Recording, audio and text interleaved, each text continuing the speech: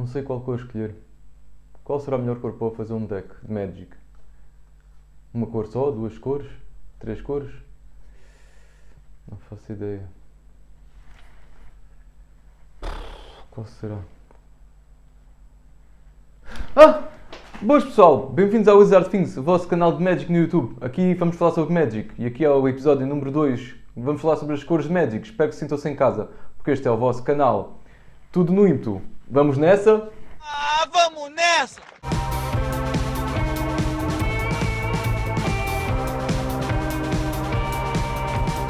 Vamos nessa pessoal, bem-vindos, meu nome é Christian. Bem-vindos ao Wizard Things, o vosso canal de Magic no YouTube. Aqui iremos neste episódio número 2 falar sobre as cores de Magic. No episódio número 1 eu falei sobre o fundador de Magic chamado Richard Garfield. E ele queria dar o nome de Magic the Gathering às 5 cores da magia. E porquê? Como vocês podem ver aqui na parte de trás da carta, tem 5 cores estampadas. São elas o verde, o preto, o azul, o branco e o vermelho. Pessoal, como viram na imagem, há 5 cores de Magic e cada cor tem o seu elemento e tem os seus atributos. Cada cor tem a sua estratégia de jogo. E agora irei-vos falar sobre a cor do fogo. O elemento do fogo é a cor da chama. Ou seja, a cor da chama tem como atributos o ímpeto, o dano, o caos e a destruição.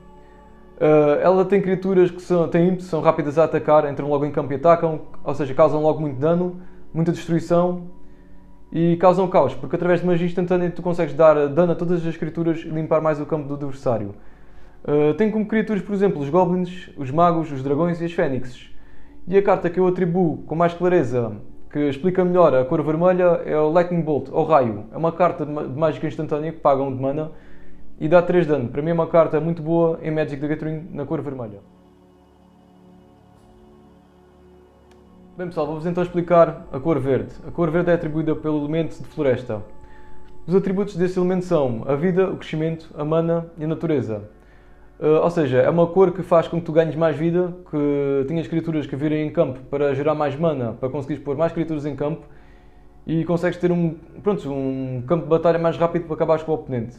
Enquanto o vermelho mete criaturas singulares em campo logo com ímpeto para atacar no início do turno, o verde consegue fazer com que os elfos ou outras criaturas que entrem em campo a seguir no próximo turno já comecem a gerar mais mana para pôr cartas mais altas e mais fortes. Ou seja, não acabas por não causar o dano primário como o vermelho, mas de maneira secundária já começas a ficar com um campo muito mais forte que o vermelho. E pronto, e as criaturas atribuídas a essa cor são os elfos, as bestas, os elementais e as aranhas, por exemplo. Ainda há mais criaturas verdes. E a criatura que eu atribuo com clareza, que explica bem a cor verde, é o Elfo de Llanowar, porque é uma carta que custa 1, é um elfo, ou seja, tem ligação de sinergia com outras cartas, como os elfos, que ganham sinergia entre eles. Eles conseguem combar entre eles e pô-los mais fortes entre eles. E é uma carta que só paga 1 e no próximo turno podes virá-la e gerar mais 1 de mana para pôr mais criaturas em campo. E agora vou-vos falar sobre o símbolo da caveira. Qual é que é ele? O símbolo preto. Tem como atributos o sacrifício, a destruição, a ambição e a morte. Ou seja, são criaturas que tu sacrificas em prol de algo melhor. Pronto. Neste caso, tens mágicas instantâneas pretas que consegues destruir uma criatura ou sacrificá-la, vá. E imagina, sacrificas uma criatura tua e consegues comprar mais 2 cartas. Ou seja, consegues ter mais mão e consegues pôr mais coisas, fazer mais combos em campo. Também tens mágicas instantâneas pretas que consegues destruir as criaturas do oponente. Daí ser um deck de destruição, da missão e morte. E de sacrifício, neste caso, como eu tinha referido. Em relação às criaturas pretas, tens, por exemplo, tens os zombies, tens os demónios, tens os vampiros e os espíritos. São criaturas que são difíceis de combater. Porque algumas delas têm voar e é um bocado difícil de combater voar. A não ser, por exemplo, que o verde tens o alcance, ou seja, o reach, tens o alcance e consegues bloquear algumas criaturas com voar. Só que o preto tem boas criaturas para sacrificar e para defender o campo e para também estragar um bocado a estratégia do oponente. A carta que eu vejo mais com clareza que se identifica com a cor preta é o Gifted Aetherborn, porque é uma 2/3, tem toque mortífero e tem vida. Ou seja, quando ela faz dano ao oponente, ou neste caso à criatura do oponente, o toque mortífero destrói a criatura do oponente e mesmo que a tua morra, tu ganhas a vida que causaste de dano ao oponente. Daí ser uma boa carta porque só paga 2 de mana e é uma 2/3 e tem essas duas habilidades. Vou-vos então falar sobre a cor branca. A cor branca tem como elemento o Sol. A cor branca, como seus atributos, tem a lei, a proteção, a lealdade e o gerador de vida. Proteção como? Por exemplo, o oponente atacou com aquela criatura 2/3 preta, né? Como eu tinha referido na cor preta, com vida e tem toque mortífero. Mas se tu puseres uma mágica instantânea para proteger uma criatura tua e essa mágica disser que a criatura ganha proteção contra a cor escolhida, tu dizes, quero proteger contra preto. Ou seja, a tua criatura acaba por ganhar essa proteção contra o preto e não leva com o toque mortífero nem com o dano da criatura. Tu podes bloquear, se a tua criatura for mais forte que a criatura do oponente, vais acabar por destruir a criatura do oponente. Ou seja, tens mágicas instantâneas de proteção, tens lealdade, porque há cartas que têm... Ou seja, o ataque ou a defesa delas, elas ganham poder ou defesa conforme as criaturas brancas que tens em campo. Se tiveres 3 criaturas brancas em campo, a tua criatura vai ser uma 3, neste caso uma 3/2, vá. Ou uma de 2/3, por exemplo. Em relação ao gerador de vida, por exemplo, tens clérigos, metes um clérigo, pagas um, metes clérigo em campo, e esse clérigo tem uma habilidade desencadeada que sempre que um oponente ou tu, um jogador, meter uma criatura em campo, tu, como jogador, ganhas um ponto de vida. E a vida é muito bom para aguentares também o combate. Por exemplo, vais jogar contra um deck vermelho que te dá dano diretamente, que é um deck agressivo, mas se tivesse um deck de vida, é um bocado... parece que o combate não é bem equilibrado, porque o oponente vai estar sempre a querer dar-te o dano e quer acabar com os teus 20 pontos de vida, mas tu vais estar sempre a ganhar vida, ou seja, ele vai estar ali um bocado a remar contra a maré. Em relação às criaturas do branco, elas são, por exemplo, os clérigos, os grifos, os humanos e os soldados. Há mais criaturas. E como como exemplo de carta que eu atribuo à cor branca é o Soul Warden. Porquê? É uma carta que paga 1 de mana, é um clérigo, ou seja, ele ganha mais energia com outras cartas, porque é um clérigo. Pode ganhar mais energia porque tem um tipo de criatura que é muito utilizado na cor branca. E é uma carta que te faz ganhar vida. Vamos então falar sobre a última cor que falta falar, com o elemento de água, a cor azul. Tem como atributos a visão, a intelectualidade, o controle e a manipulação.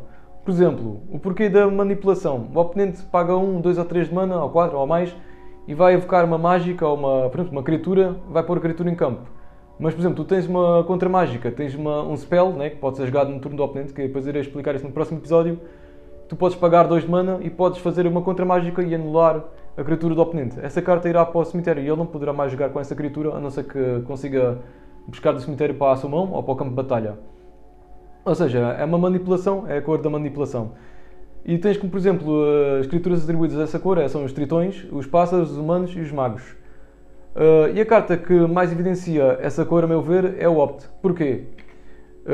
Referindo os atributos, como eu expliquei anteriormente, o Opt tu consegues ver a carta do teu deck, a primeira carta do teu deck, consegues comprá-la a seguir, ou então descartas essa carta e compras outra carta a seguir. Ou seja, estás sempre a manipular a tua estratégia de jogo, ou seja, estás sempre a ter uma visão de jogo para conseguires controlar o teu jogo, o jogo do oponente, e conseguires manipular aquilo de maneira que sejas o vencedor.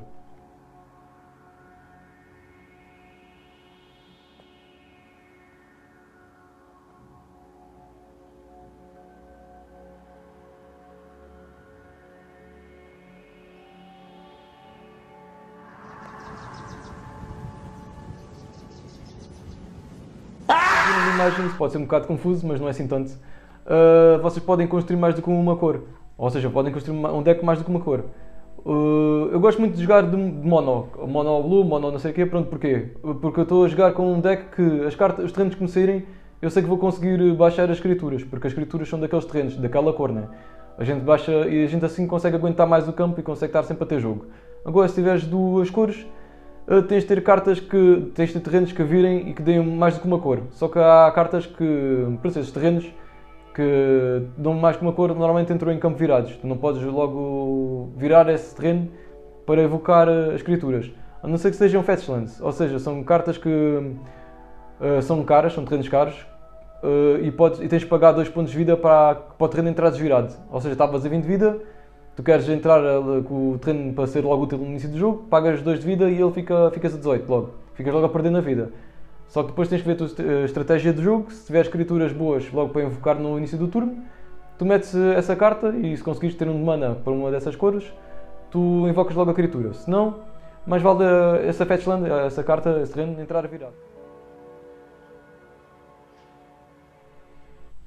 E depois as coisas complicam-se mais se fizeres mais de 2 cores no deck, né? Se fizeres um deck com 3 cores, aí já vais precisar de uma Fetchland que, pronto, um terreno que dê mais de 2 cores, ou dê 3, ou vais precisar de vários terrenos que dê mais do que 2 cores para conseguires pôr tudo em campo.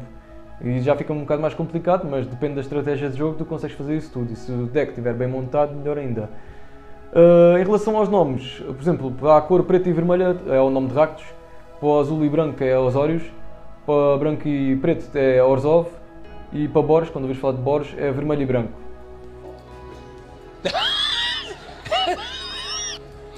Tá bom. Pois é pessoal, espero que tenham gostado do vosso segundo episódio de Magic, tenham ficado a perceber sobre as cores de Magic, a história de não ter-se chamado as 5 cores de Magic, mas sim Magic da Gathering. E partilhem, digam, comentem, digam o que é que acham sobre as cores, quais são as cores que mais gostam, qual foi o deck que vocês tentaram construir que correu menos bem. Pronto, se vale a pena ter um deck com mais uma cor, ou 2 cores, ou 3 cores, o que é que vocês sugerem a quem venha a aprender a jogar Magic, e façam a escolha certa. Este é o vosso canal.